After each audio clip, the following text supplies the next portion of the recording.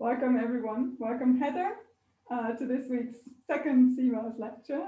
We're really looking forward to this one, which is titled Dansgaard-Oeschger Cycles, the Hybrid Beast of Millennial Climate Variability. And maybe a few words about Heather Andres. Heather Andres is a postdoc in the Department of Physics and Physical Oceanography at Memorial University in Newfoundland.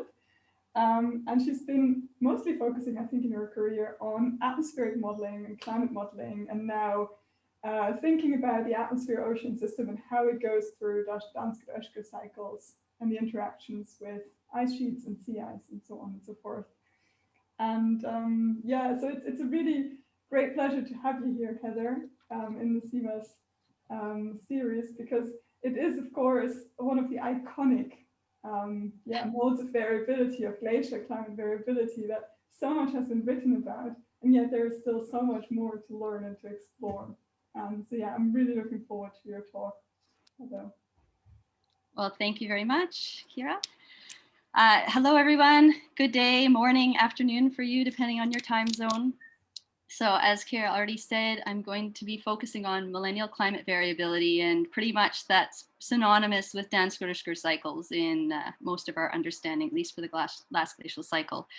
And I gave this perhaps a bit of an unusual twist in the title, called it the hybrid beast of millennial climate variability. And for inspiration, I'm showing you a picture of a centaur, which of course is a mix between a human and a horse. And I guess what I'll be arguing is that if we thought of timescales and processes and components in the climate system as being different animals, then I would argue that a Dansgaard-Oeschger cycle is not a pure millennial animal, it's a hybrid one.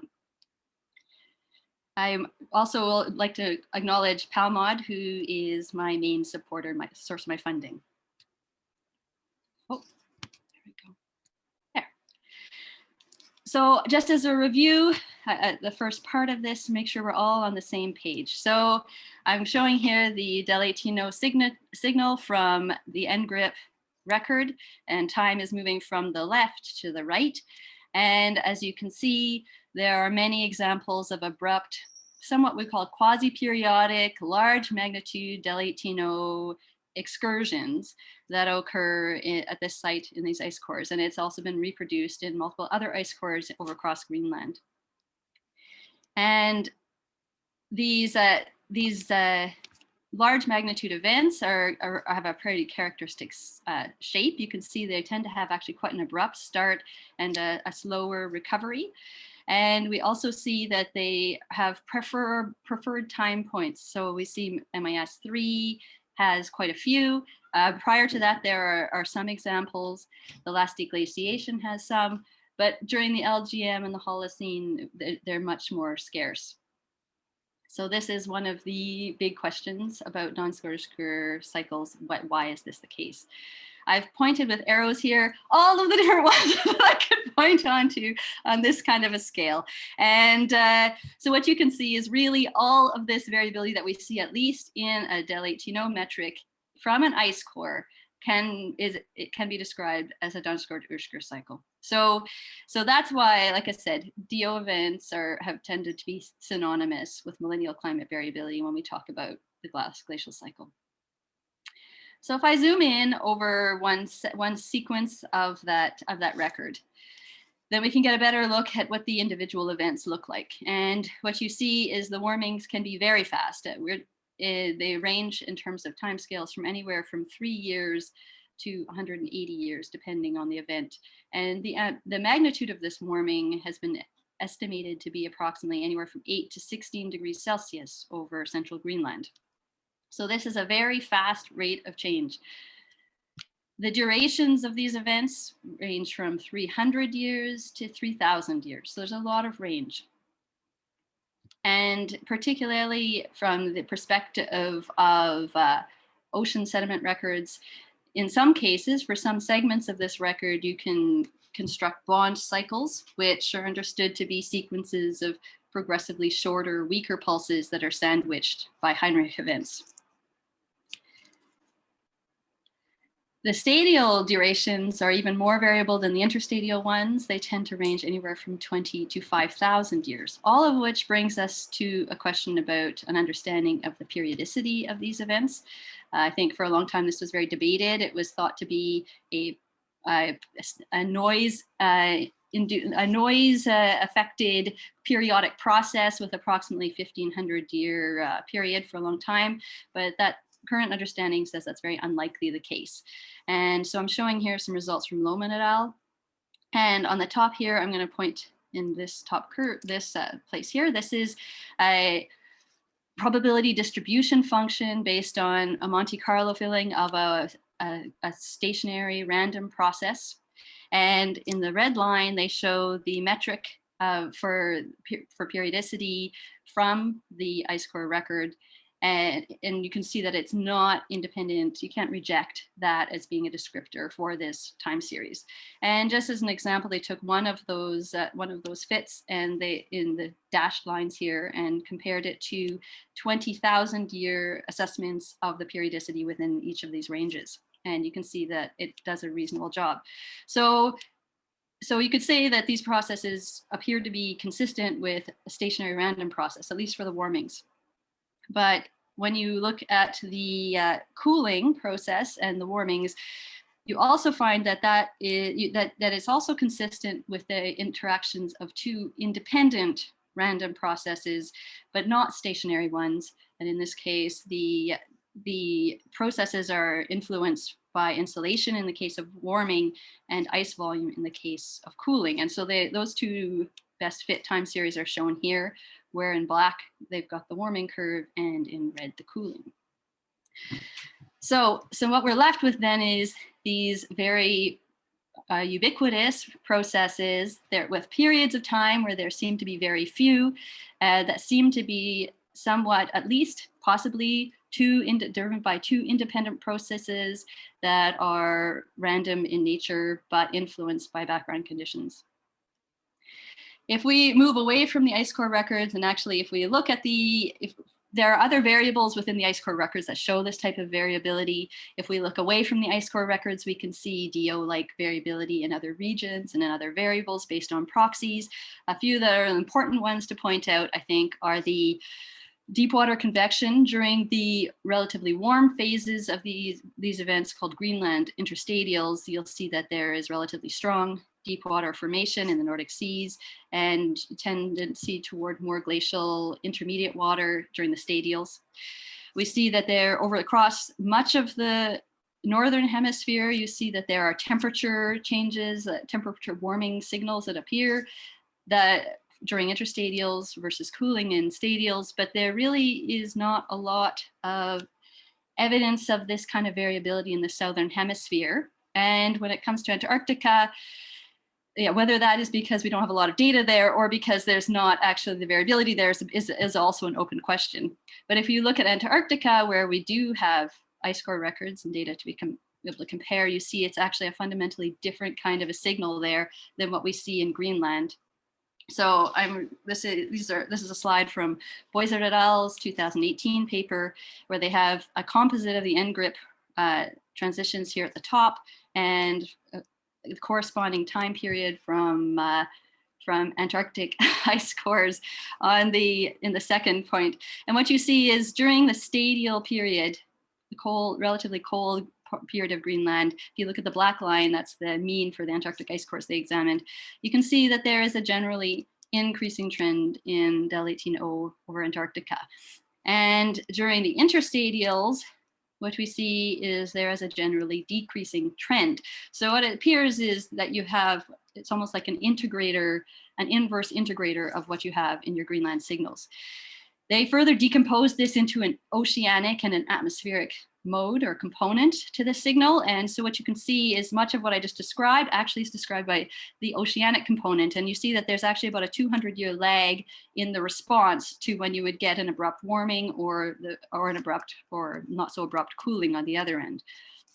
And there's also, however, an atmospheric response, which does not have this kind of time lag, that's actually in phase with the n-grip signal and looks more like it. So Yeah, so given this we've got this spatial characteristic, we've got some noise-induced phenomenon, and but seems to be predominant in the northern hemisphere. That brings us to a description that I quite liked by Wally Broker from his 2003 science paper, saying, what if you wanted to be able to explain DO cycles, what would you have to do? And he said that there are 4 things you would have to do. One is that you would have to be able to explain or characterize the states that the climate is shifting between, and especially in these abrupt transitions. And that led to a lot of development or a lot of work around the idea of multi-stable states in the climate system. Number 2 is you need to identify a trigger mechanism. And number 3, you need to be able to explain how you would communicate this signal globally, and with the kinds of characteristics that we see. And number 4, you would need to be able to provide an explanation for the millennial kind of timescales that are involved. So I'm going to propose a different framework for understanding DO cycles that also has 4 points. So, but this is a way of thinking about it that I find more helpful. And that is, if you think about a DO cycle as being 4 phases, each with different time and spatial scales and different variables and processes of interest. So the first stage would be the precursor conditions. That's when the climate is approaching a region of some level of instability that would make it susceptible to being triggered in some manner. A triggering process itself that sets in motion the process that would eventually lead to a DO signal. So what's interesting is that with these 2 phases, you have no evidence of this whatsoever in your Greenland ice core record. The third phase is the one we think characteristically of as DO cycles. This is the amplification, the large magnitude warming that you get over Greenland and elsewhere around the northern hemisphere to some degree, and its propagation globally. And then the final phase is also one of the ones that we're more familiar to thinking about, which is the recovery from this. And in some cases, this involves just a gradual transition, like in this particular example, back to similar conditions before, as it was before. In some cases, involves a secondary abrupt transition. And based on what we were just talking about in terms of the periodicity and analyses of the time series, it looks like at this point, at least 2 of these phases are pretty much independent processes and somewhat driven by noise. So now what I'm going to do is I'm going to look at each of these different components and what we can say about those. And I'm going to talk about it from the perspective of previously published work, and as well, I'm going to talk about it from my own simulations. So in this case, I've got I will be presenting analyses from a single transient deglacial simulation. I'll be looking at 10,000 years of that, so from 21 Ka to 11 Ka.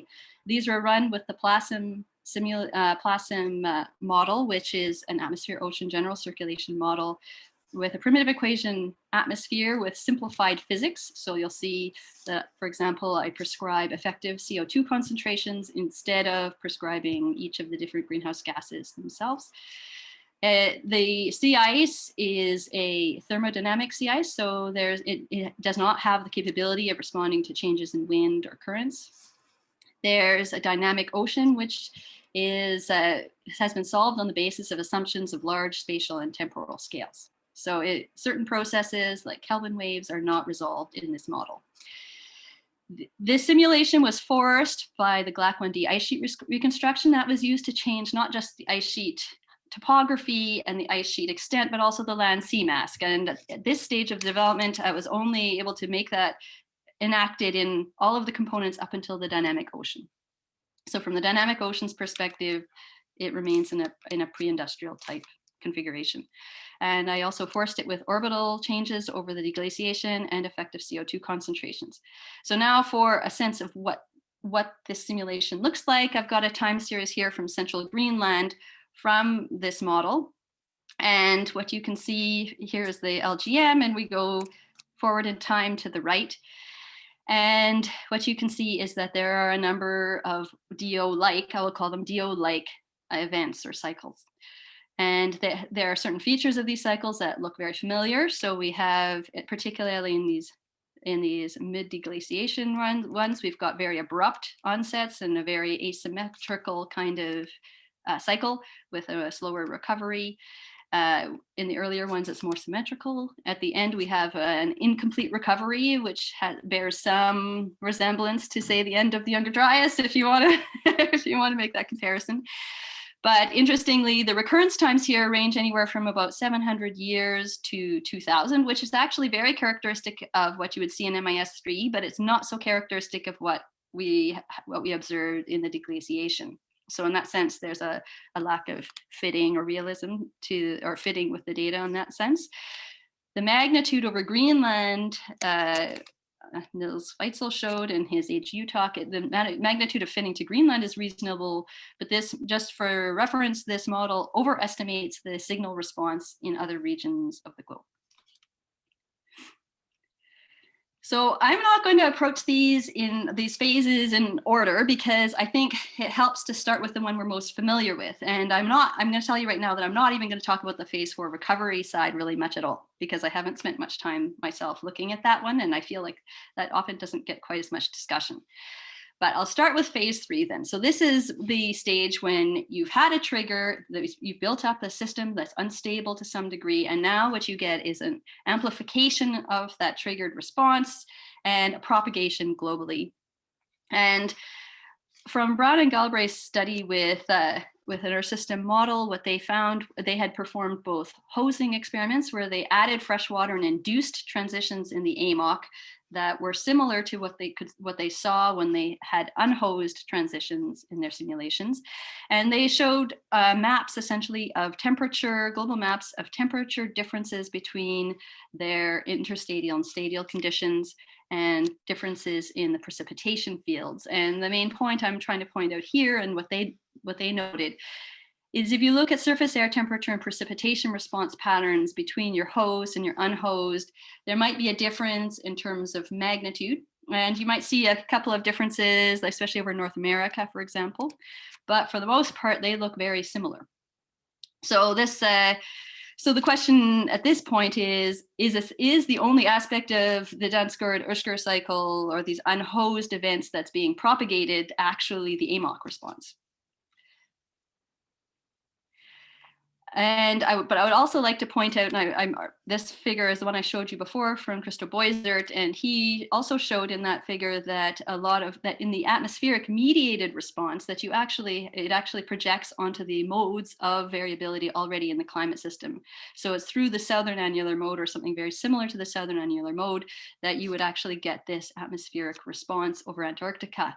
So if what we're seeing is a response to AMOC, that signal is not just being propagated in the ocean, it's also being propagated in the atmosphere. And it appears that to some degree, these propagations are following the modes of the climate system themselves, the natural modes. I wanted to make a note here about, in terms of this amplification and propagation timescales we're talking about. If we're talking about atmospheric teleconnections, these are subannual. When it comes to the oceanic teleconnections, however, as was pointed out before, we have a lag of about 200 years to Antarctica. So the oceanic teleconnections could be anywhere up to centuries. So this phase can occupy anywhere from subannual to centennial kinds of timescales. So what I've done with my data here is that I've taken two variables that I think, two variables. I've limited at this point. That's as far as I've gotten so far. But I've got looking at surface air temperature distributions and looking at the sea ice concentration. And these maps of these, and what I've done is I've performed a multivariate principal component analysis on those. And due to the fact there are different variables, I used correlation matrices instead of covariance matrices for my analysis. And what I find really interesting, and this result I've been looking at for a while, is that if you look at the time series associated with this, what you see are each of these DO-like events that I showed you from the Greenland time series. But what you also see is the deglacial warming pattern. This is the first EOF, and it explains 73% of the cross correlation of these two time series of the sea ice and of the air temperatures. And the patterns that you see associated with it look very similar to what you saw from the Brown and Galbraith for the surface air temperatures. You've got a stronger signal in the North Atlantic and a much weaker signal in the tropics and in the southern hemisphere, but there's still some evidence of some signal there. You've got sea ice reduction in both northern and southern hemispheres. And I think what I find very interesting about this particular mode is that it's picking up a response to Dansgaard-Oeschger or unhosed Dansgaard-Oeschger-like variable warming, essentially, and how that is getting propagated. And what is interesting is that warming signal is being fit with a pattern of warming on a completely different time scale, and that's the time scale of the deglaciation. That doesn't mean that there aren't components to this propagation that are particular to Dansgaard-Oeschger cycles that would not fit this characteristic. And I'll point out particularly in these two things, these two events had a very abrupt initial starts. They were very asymmetric, and you can see that in this mode that much of that asymmetry is gone.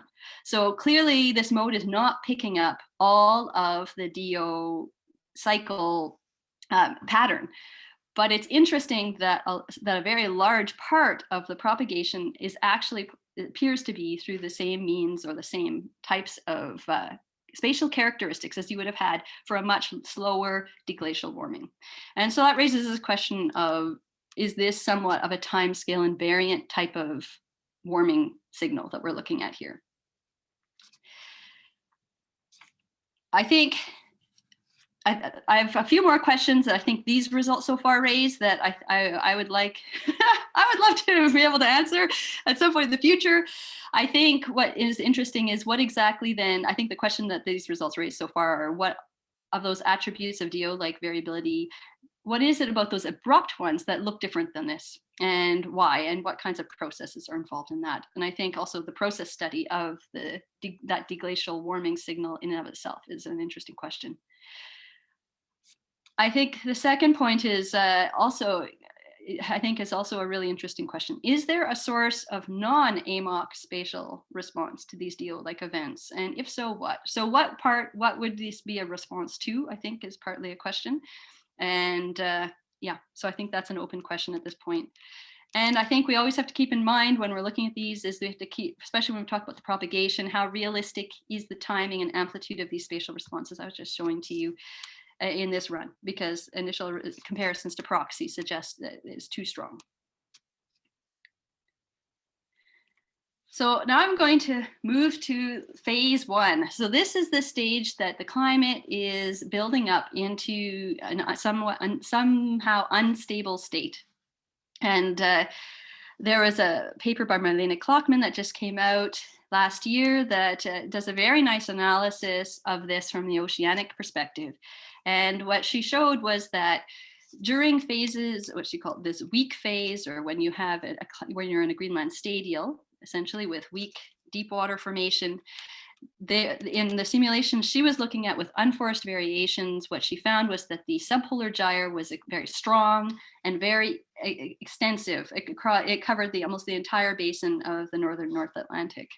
You'll notice in this plot I'm showing the black lines are the stream function, and the color is the salinity signal, where yellow or warmer colors are high salinity and cooler colors are low salinity. So you can see that essentially most of the northern North Atlantic is very fresh, particularly in comparison to the subtropical region. And so it's almost like what the subpolar gyre is acting as a pinch point, and it's preventing the northward transport of the saline water from the subtropical gyre. And you can imagine the follow-on feedbacks you would get from that in terms of reducing the salinity in the deep water formation zone and reducing deep convection as a result. And the strong mode she found was associated with this much more, was a much weaker and a much more condensed or retreated subpolar gyre. And that you can see corresponds to, in this case, a flush of the subtropical saline water up into the northern North Atlantic and Nordic seas. And this is a primary mechanism that's been explained for the onset of the very strong deep convection that you get. And we see that, in order to get these, what we find though is that to get the amplitude of this kind of signal we're looking at, and to also build up this salinity in the subtropical gyre, this is a process that goes on for centuries, usually multiple centuries. So it's through the evaporation of water from the subtropical North Atlantic and its transport and deposition into the Pacific that you end up building up the salinity in the subtropical gyre region in the first place. This means that the gyre becomes very deep and very saline and warm. And because of the lack of salinity transport, you've got this very fresh and cold subpolar gyre. This phenomena was also shown in Pelletier and Vetteretti's paper with a different model, CCSM4. And here they are showing the salinity anomaly that you get during the stadial phase. So same, we've got this increase in salinity in the subtropical region, and it's very deep. And you also have a very shallow but very fresh subpolar region, and the inverse for the interstadial phase. And what you also see in this is that these processes are gradual and slow accumulation. And so if we look in the pink line here, the subtropical salinity, you can see that they have a pattern of just a ramping up, pretty steady increase. At the point when they have an event that coincides with, in this block, a northward transport of saline water and a reduction in the salinity in the subtropical gyre region, and then a repetition of this. And in the mid-Atlantic, they have in blue, you can see the salinity is very low. It increases a lot during this period of transport and then slowly reduces and then repeat. There was a very nice description of this kind of phenomenon actually that was put out a long time ago by Birchfield and Broker in 1990, and it's called the salt oscillator. And it's amazing how well it actually describes the kind of phenomena we're talking about here. And what they did was they modeled salinity in the North Atlantic as a function of polarward heat transport. The reason why polarward heat transport would come into this is because that would have a control on your land ice volume in the northern high latitudes. The land ice volume changes would correspond to a change in the amount of fresh water going into, this is the B sign here, the amount of fresh water that would be going back into the North Atlantic, either as meltwater or iceberg discharge or something like that, or vice versa, the removal of moisture and its sequestration in land-based ice sheets. And they also included a term here for this evaporative flux of water from the subtropical gyre region into the North Pacific. And on the basis of this, they were able to predict that in an off, or the characteristics of this model would suggest that when your polarward heat transport is in this off or low state, you will accumulate salinity until you get to a certain point, which is a threshold. And that would cause an abrupt turning on of your polarward heat transport. And at that point, you would flush out your salinity, and then it would keep going oscillating. And which is very similar, perhaps more symmetrical than what we would see, but given the simplicity of the model, actually it's an interesting description. What's interesting also is in Brown and Galbraith is their argument that what a more realistic description of a DO-like event seems to be a thermohaline oscillator, in that there's actually an important role for heat to play in this picture, and salinity is not the whole story. So in the top panel here, I'm showing zonally averaged heat as a function of temperature, and then we've got salinity below that. And so what you see is that your subtropical region, and you see the cold surface in your subpolar region, and what you see is there's a large pool of warm subpolar water in the Nordic seas or in the high North Atlantic. And Brown and Galbraith showed in their analysis down here, if you look at the blue line, that this subsurface heat shows a gradual kind of recharge or ramping up And that the moment that you have these events, that heat gets flushed to the surface. And that is a big component of the warming signal that they were detecting in over Greenland, for example. And if you actually compare that time series from this ocean heat content to the red signal down here, which is their salinity kind of recharge, you'll see they're actually very similar. So what we have is this kind of a recharge process that actually to first order was well described in this model of Birchfield and Broker. So following the method I've been doing so far, I did analysis. I just did a principal component analysis of the upper subtropical ocean heat content and salinity, and the Nordic Sea subsurface ocean salinity and ocean heat content. And this is the mode that I get. And what you see is it's a little bit messier, but you see there's this recharge oscillator type pattern where you get this slow buildup and then an abrupt decrease and loss.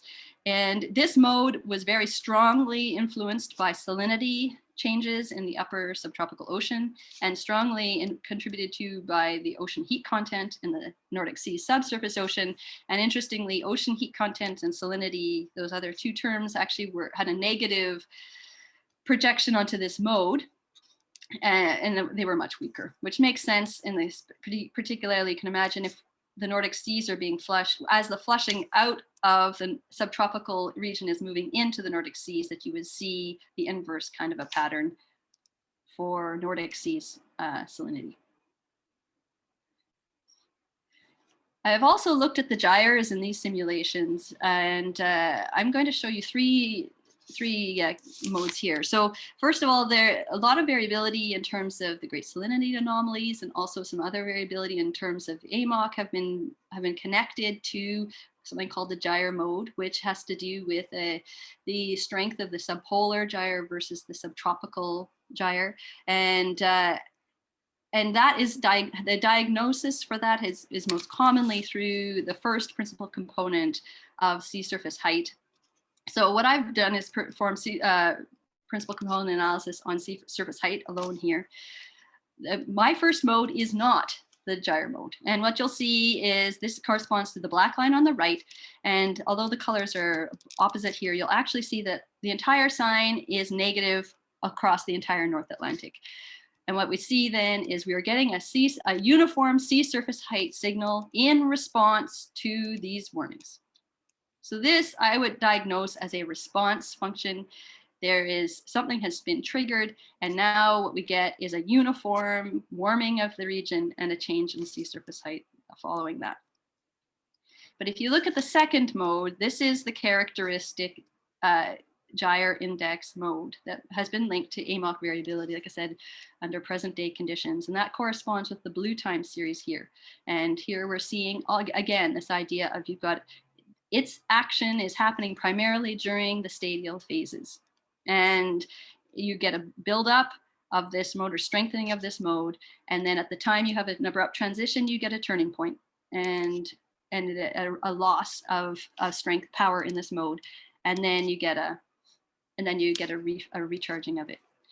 Interestingly, the third mode actually has to do with this east-west movement of strength in the subpolar gyre. And that seems to be associated with the transition points of these events. So on the basis of all this work, I would say that if you were to talk about what's required to get a DO event from the perspective of precursor conditions, you would say you would need to have a stable, zonally extensive subpolar gyre. And the challenge with that is highly dependent on your background conditions. And this has been shown in many of these model studies have a different configuration of background forcings in terms of whether they can only get these kinds of events when you have present day land ice, or whether they can only get these events when they've got last glacial maximum land ice to their CO2 values, to orbital forcing. It seems to be very model and tuning dependent. In addition, what we see there are these centennial kind of time scales of accumulation of salinity in the subtropical gyre, and also accumulation of subsurface heat in the northern Nordic seas. And these all, it seems to be that the last two come from the first, but it seems to be that without these, you might be able to get variability, and you might even still have a triggering process, but it might not be a DO event. And so I'm going to come to the last phase that I'm going to discuss today, which is the triggering. And this is the most problematic of all of these, I think, partly because what you're talking about here is possibly a very stochastic kind of a process, and it appears to be very short timescales we're looking at. So from Kleppen et al. And Variability and Peltier, both with CCSM4, there were some analyses again of unforced transitions. And what they showed in Kleppen et al. Was that they had a sea level pressure anomaly just prior to having one of these abrupt transitions. And in their case, that they found that it looked kind of like a negative NAO phase. But particularly, I want to point out this region in kind of the Rockall Plateau trough kind of area between the British Isles and Iceland. So they're having a pressure center right around that region. And the reason I'm pointing it out is because if you look at Variability and Peltier, they found that their DO transitions tended to be associated with the development of a superpolynya located in a very similar region. And in the simulations I performed in this transient simulation, every single one of these events was preceded by the opening of initiated by the opening of a polynya in that same region. And that you can see here, this is sea ice concentration I'm showing in red. And so you can see this region of reduced sea ice concentration, and in surface air temperature, how that corresponds to a little bit of blip of warming. So what is harder to try and assess is what exactly is driving the causality associated with this, especially because the timescales we're talking about are subannual. So I'm going to show you some analysis I've done here. Again, I'm using principal component analysis, so it's all PCA today. But this time I'm looking at blocked days. So the number of blocked days you would have in a particular grid cell over a year. And I'm also looking at sea ice concentration maps, and also looking at the latitude of the maximum zonal wind as a function of longitude. And these three have as one of their EOFs, or one of their principal component time series, is this mode, which I think is somewhat interesting. It's not entirely clear and it's not entirely clean, but what you find is that it's got a very strong, very pointed transition or much more strength at the abrupt transition than in the later points. And the rest of these timescales are actually shorter than what you would see for the events themselves. And what does this actually look like? Well, it looks like an increase in your blocking frequency just west of Central Europe. It looks like a preferential loss of sea ice in this region where I showed you that the polynya was located. And we're talking just in the northern North Atlantic and also up into the Nordic seas. And it looks like a shifting of your winds in the North Atlantic, a slight northward shifting of your climatological winds. Like I said, the issue is very hard to be able to say whether these, again, are causal, because it could very well be that these are symptoms of that initial opening of the polynya. So again, this phase is extremely difficult to kind of extract the different components of. So the reason it's difficult to extract these is because if you think about the timescales of all of these processes and that you're in general, you're looking at a single event potentially being a couple thousand years for the whole process to go, and yet you're talking about synoptic to subseasonal variability. It's also difficult to extract because compared to the magnitude of the response due to this highly amplified feedback that you end up getting with the release of heat, these are very low magnitude. So we're not actually the triggers are not actually large excursions of the climate outside of its normal regime. And as a result, the other reason why it's difficult to extract this is due to the noisiness of these kinds of phenomena at these timescales. So kind of summing up, I said that I was going to argue that DO cycles were hybrid beasts, and they are the most characteristic example of millennial climate variability. It appears to be that they require the participation or cooperation of 4 totally different phases with very different variables, with very different timescales. You've got your precursor conditions that affect primarily your subsurface ocean heat content in Nordic seas and your subtropical gyre salinity, and that is your gyre subpolar gyre dynamics, and that is a process that needs to be sustained for centuries to be able to build up enough of a signal if you want to have a large DO event. The trigger, we're talking synoptic to annual timescales for this initial triggering of an opening of a polynya, it seems to be. The amplification and propagation can be anywhere from subseasonal to centennial timescales, depending on if you're talking about atmospheric teleconnections or oceanic teleconnections.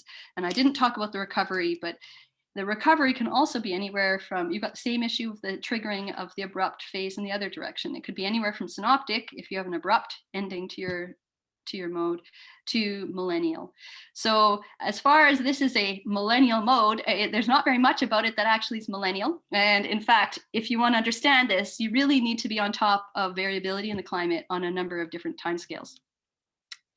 So I would like to just raise some bigger questions that I think that kind of outline how we go forward from this. How you model these is a challenge. And I think the question of what is a sufficient resolution and sufficient complexity in order to be able to capture these events is an open question, especially since if you want to look at multiple events, you really need to have multiple millennia, many multiple millennia. How do you characterize them? And this is the question I keep coming back to. Could you imagine if there was like a separate mode or a separate definition for each phase, and then you could say, aha, at this moment in time we are mostly in phase 3, but there's a little bit that seems to be in phase 1 at the same time. And with a better understanding of identifying how the climate is and where it is at in terms of this process, what would be the limiting phases that actually are the preventers of us being able to do this, getting this kind of variability now? Because like I said, with the gyre index variability, we do have evidence that that kind of variability is still occurring. And that, of course, always leads to the question of what conditions would you imagine then that this could happen in the future, especially given we're moving into a future with much less sea ice. And that is the end of my talk. So I'm open for questions.